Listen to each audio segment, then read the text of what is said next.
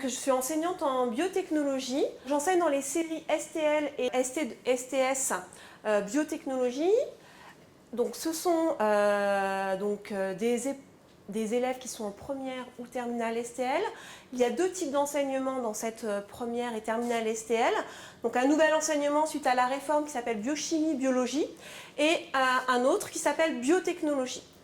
J'enseigne également en STS, donc en section de technicien supérieur, donc de biotechnologie, où il y a un certain nombre d'enseignements théoriques, mais il y a aussi beaucoup d'enseignements pratiques, donc ce qui est partagé avec la terminale STL, puisque la terminale et la première STL ont environ 6 heures de TP par semaine, et les BTS ont entre 11 et 14 heures de TP par semaine. Donc le public que nous accueillons, c'est un public avec des élèves qui ont des compétences hétérogènes et diversifiées et qui sont venus en général dans nos sections parce qu'ils avaient besoin de faire pour comprendre. D'où l'importance de la partie pratique. Donc ce qui effectivement amène à s'interroger sur comment faire passer, entre guillemets, la pilule théorique, parce qu'il faut quand même, il y a un moment donné, il y a quand même comprendre, et pas que faire. Donc il faut à un moment donné amener que le comprendre amène au savoir. Alors, je suis également membre du GEP biotechnologie, donc du groupe d'expérimentation pédagogique de biotechnologie, qui a mené l'année dernière un travail autour du numérique, puisque nous avons créé un événement que nous avons appelé NumBiotech. Et comme nous sommes une petite section, nous avons à peu près 150 enseignants dans l'académie, nous avons convoqué sur 3 jours l'ensemble de ces enseignants pour leur faire découvrir des exemples de pratiques du numérique. Donc, ce qui a permis, je l'espère, de sensibiliser un petit peu l'ensemble de ces enseignants que vous avez peut-être croisés, parce que certains d'entre eux ont demandé notamment l'ouverture de l'ENT ou l'ouverture d'ELEA dans leur établissement. Et je suis aussi, depuis 2 ans maintenant, la référente numérique, une des référentes numériques au lycée de la Vallée de Chevreuse. Donc j'ai mis une double flèche parce que c'est à la fois finalement mes pratiques, des outils développés par la DAN, notamment l'ENT et ELEA, qui m'ont finalement amené à réfléchir, à me positionner sur ce rôle de référent numérique.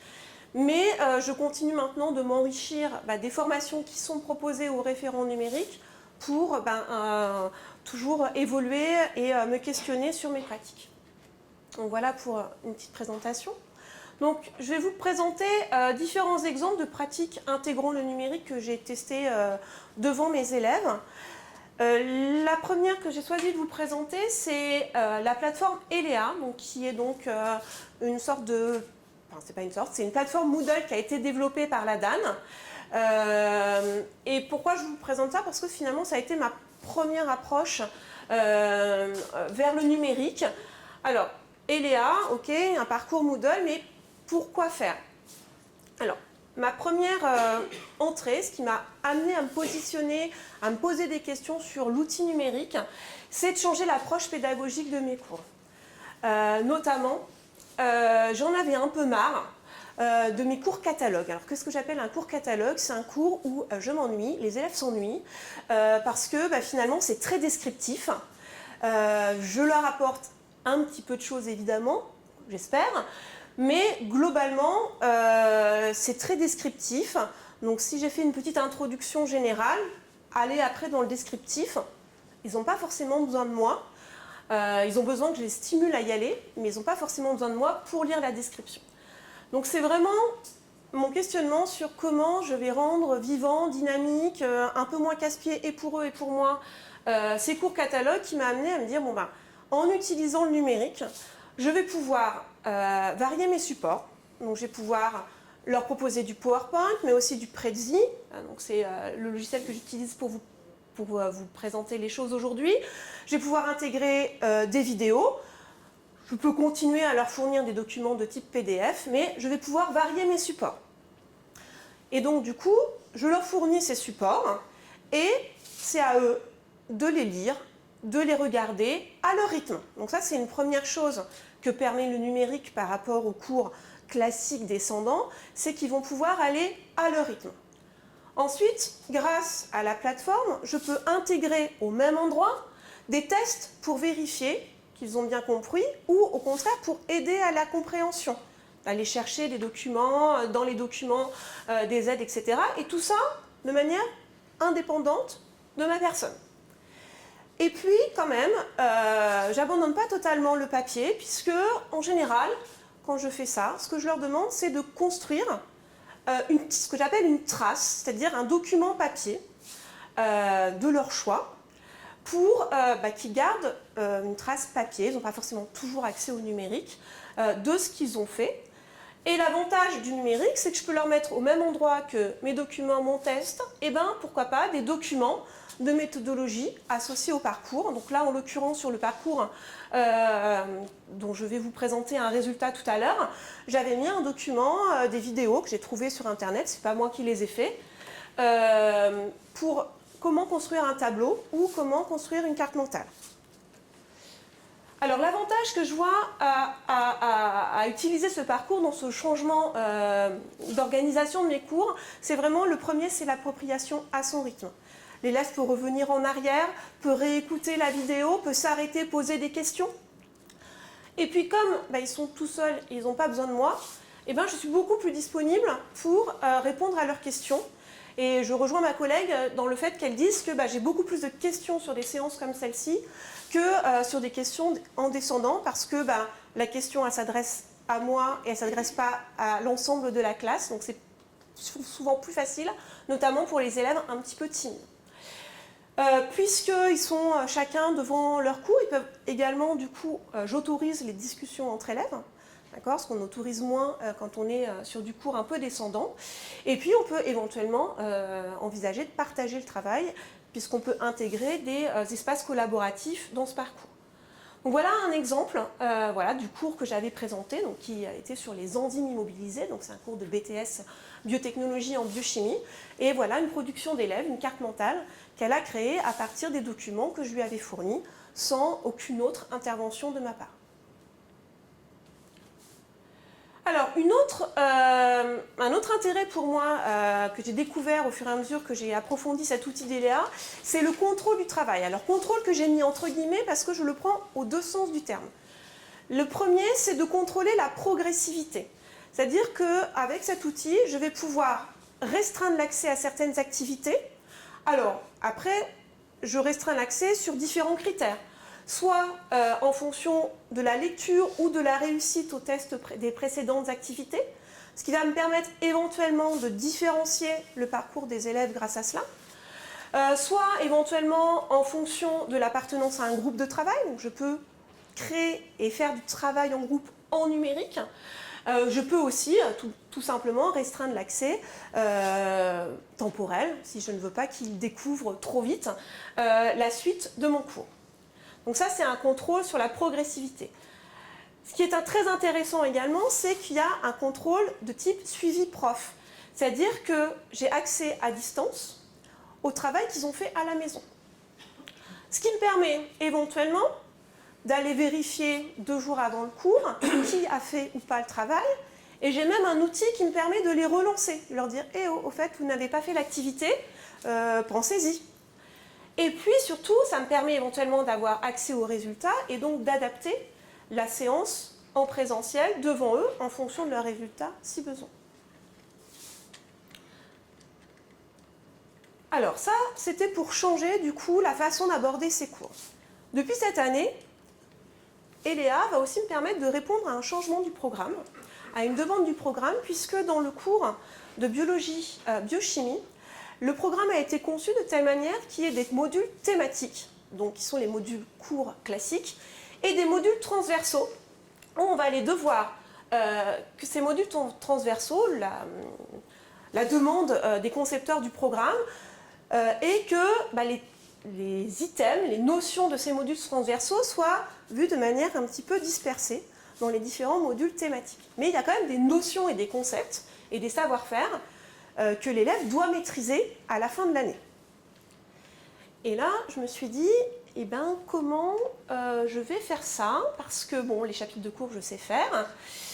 Faire au fur et à mesure, je sais faire. Est-ce que les élèves vont avoir conscience que je fais au fur et à mesure? Ça, c'est moins sûr. Donc, avec ma collègue, on s'est dit que l'outil numérique allait nous permettre de faire cette synthèse au fur et à mesure. Donc concrètement, qu'est-ce qu'on fait? Donc, au niveau didactique, l'idée c'est que les notions soient abordées au cours des séances, en lien avec les thématiques qui sont dans le cours. Donc par exemple, en ce moment, je suis en train de traiter du génotype et du phénotype. Donc j'ai besoin de parler de la structure de l'ADN. Mais la structure de l'ADN, c'est un module transversal. Eh bien, la structure de l'ADN, je l'aborde au fur et à mesure dans mes activités, classiquement en TD, et je vais aller faire un récapitulatif des notions qu'on a abordées au fur et à mesure des questions dans le parcours. Donc chaque parcours identifié, et le parcours, je l'imagine de cette façon-là, c'est-à-dire que je vais faire un test de positionnement, c'est-à-dire qu'est-ce que j'ai retenu des séances où j'ai entendu parler de la structure de l'ADN par exemple. L'avantage de faire un test de positionnement, c'est que grâce à l'outil, je vais pouvoir différencier les feedbacks, les réponses que je fournis en fonction de leurs questions. Je vais pouvoir mettre éventuellement une note. Donc ça, c'est la carotte qui va motiver les élèves. Et j'espère que ça va motiver les élèves non seulement à faire le test, mais aussi à être plus attentifs dans les séances la prochaine fois pour avoir une meilleure note, puisque finalement, c'est assez facile, si on a bien écouté, d'avoir la note. Et puis, ça me permet éventuellement d'identifier les points de résistance, si certaines questions ont été toutes mal traitées, mais ça reste du classique, sauf que c'est le numérique qui va me permettre d'identifier ça.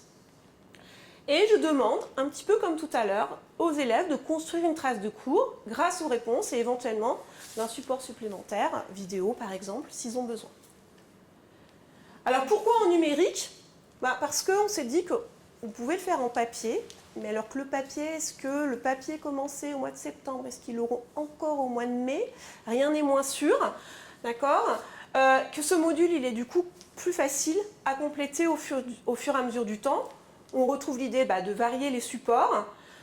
On peut ajouter un forum ou un glossaire dédié à chaque item, donc ce qui rend éventuellement les élèves acteurs. Alors ça, il faut les accompagner. Moi, c'est des élèves de première. Pour l'instant, ils n'ont pas encore la démarche. Mais j'espère qu'au fur et à mesure, ça va venir. Et puis, non négligeable pour l'enseignant, c'est que du coup, mes tests, ils se corrigent automatiquement. J'ai la note automatiquement. Donc, certes, je passe un peu de temps à construire, mais je suis sortie de classe en ayant déjà corrigé mon paquet de copies, ce qui est quand même relativement appréciable. Alors au niveau pédagogie, il faut accompagner les séances au moins sur là où les premières, les élèves, au moins sur là où les premières séances, c'est un nouvel outil à prendre en main. L'avantage de prendre un outil développé par la DAN présent sur l'ENT, c'est que je ne suis pas la seule enseignante à l'utiliser. Donc du coup, les élèves finalement le prennent très vite en main. Et puis, il faut les accompagner sur la méthodologie, c'est-à-dire comment, à partir de ce parcours, je vais arriver à construire une fiche de cours. Donc ça, je m'appuie sur l'accompagnement personnalisé pour éventuellement les accompagner là-dessus. J'ai décidé de faire un test à tentative unique pour les confronter et aussi me confronter à l'auto-appropriation en classe. Qu'est-ce qu'ils ont retenu vraiment de la séance? Ils n'ont pas le droit à une deuxième chance. Par contre, ce test, après, je peux le copier. Donc ça ne me demande pas de travail supplémentaire, et leur rendre utilisable à l'infini s'ils veulent s'entraîner. Et donc ça me permet aussi, la prochaine fois que je vais parler de l'ADN, leur dire ça serait bien que vous alliez revoir le parcours. Alors les points forts de cette pratique, c'est que le fait d'utiliser différents supports, on a une diversification, une personnalisation possible. On inclut aussi du coup un maximum d'élèves. C'est vrai que sur cette séance-là, alors est-ce que c'était la carotte de la note ou pas, tous mes élèves ont participé et ont fait le parcours, ont fait le test jusqu'au bout, ce qui n'était pas le cas dans mes séances de TD. J'ai un suivi à distance possible, donc ce qui peut me permettre de motiver, d'adapter ce qu'on fait. Un contrôle fin possible, donc une personnalisation, une différenciation envisageable. Un regroupement de ressources très diverses. C'est vrai que je peux faire des tests, partager des cours, donc je peux le faire avec d'autres outils, mais là j'ai tout en un seul outil. Et surtout, je peux partager avec mes collègues, donc on peut optimiser à la fois le contenu, mais aussi le temps qu'on y passe. Les points de vigilance, c'est l'accessibilité du parcours, donc toujours le même souci, est-ce qu'on va avoir accès à Internet à ce moment-là? Et pour les élèves, c'est faire le lien avec ce qu'on fait en cours plus traditionnel en papier et ce qu'on fait en numérique. Donc ça, j'essaie d'être vigilante dans mon cours papier ou dans mes TD, de leur dire ça, ce sera vu. Il faudra aller voir le parcours en numérique là-dessus. Donc voilà pour Eléa. Après, très rapidement, puisque c'est quand même une spécificité de notre série, on utilise aussi le numérique en laboratoire. Donc, soit l'utilisation du téléphone portable pour prendre des observations microscopiques, soit l'ENT pour le suivi de projet, soit l'utilisation du vidéoprojecteur interactif, notamment pour garder une trace tout au long de la séance de ce qu'on a écrit au tableau. Par exemple, un logigramme. On me dit d'aller vite, donc j'accélère. Donc mon bilan, c'est que le numérique, c'est un outil supplémentaire dans la mallette du prof, mais que je prône pas forcément du numérique à chaque séance et pour faire tout et n'importe quoi. Donc ça impose de réfléchir, notamment à un changement de posture de l'enseignant. On n'est plus sur du côte à côte, sur de l'individualisation, sur de l'anticipation et donc une gestion de classe différente puisqu'on permet aux élèves de discuter entre eux par exemple. Et de l'élève, ça impose aussi un changement de posture. Accepter d'être côte à côte avec l'enseignant, ce n'est pas toujours facile pour tous les élèves. Ils vont développer l'autonomie et moi, une des principales raisons pour lesquelles j'ai changé de posture, c'est pour les rendre plus actifs. Voilà. Et je voulais finir pour dire que c'est un changement de pratique, c'est-à-dire que j'ai changé de pratique pour passer au numérique, mais le numérique m'a aussi fait changer de pratique sur mes cours papier. Voilà. J'ai fait évoluer mes cours papier parce que je me suis posé des questions autour du numérique.